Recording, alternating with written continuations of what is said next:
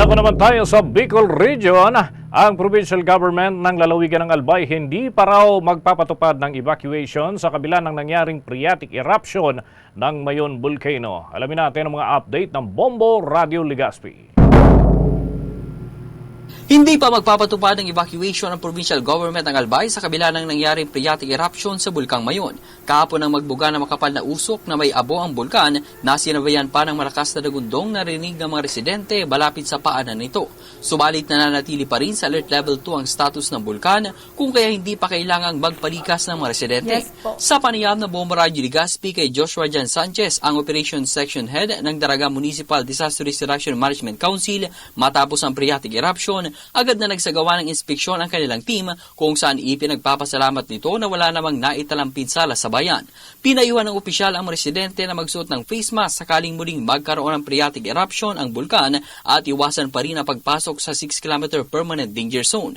Tiniyak naman ni Sanchez na nakahandang rumisponde ang lokal na gobyerno sakaling lumala pa ang aktibidad ng bulkan. Government unit of Daraga is always ready. Ang ating mga evacuation centers ay handa. Ang ating mga responders handa at ang mga sasalo sa ating mga evacuees ay laging handa. Ang bagay na naging pahayag ni Joshua Jan Sanchez, ang Operations Section Head ng Daraga Municipal Disaster Restoration and Management Council. Yan ang ulat para sa Bombo Network News. Bombo Romeo Bilardo Jr. para sa number 1 and most trusted radio network in the country, Bombo Radio Philippines, Basta Radio. Bombo!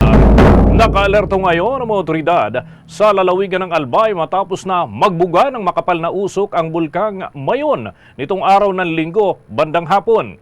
Sinabi ni Albay Governor Rex Lagman na ayon sa Albay Public Safety and Emergency Management Office, ang naturang insidente ay hindi dapat na magdulot ng anumang alalahanin sa mga mamamayan doon.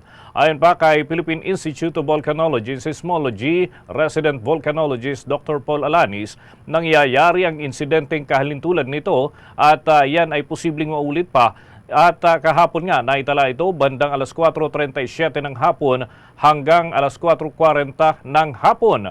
At umabot sa 1,200 meters ang ashfall at dagdag pa nitong si Alanis, may posibilidad na magkaroon ng ashfall doon sa mga bayan ng Daraga at ganun din sa Kamalig at Ginubatan. Ang Mayon mga kabombo ay kasalukuyang nasa alert level 2 ayon pa rin sa data ng Philippine Institute of Volcanology and Seismology. Kaugnay pa rin ng sitwasyon doon sa May Albay, pinapayuhan ngayon ng Civil Aviation Authority of the Philippines o CAAP ang mga piloto na iwasan munang magpalipad ng mga sasakyang panghimpapawid malapit sa mga Mayon Volcano. Kasunod na rin ito ng nangyaring ang phreatic eruption nito lamang araw ng Linggo ng umaga. Ayon pa sa ahensya na naglabas sila ng notice to airmen na nagbabawal sa paglipad ng nasa 10,000 feet ng Bulkang Mayon.